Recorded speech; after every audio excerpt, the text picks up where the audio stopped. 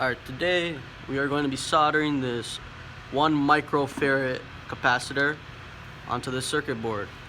So we're gonna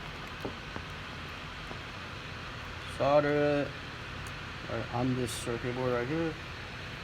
Grab our solder, grab our soldering iron, and just gently put it on. Yeah, that might be a little too much on that one.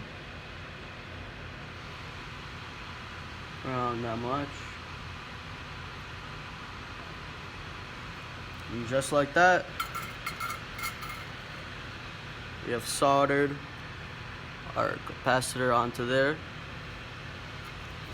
As you see, it does not come out.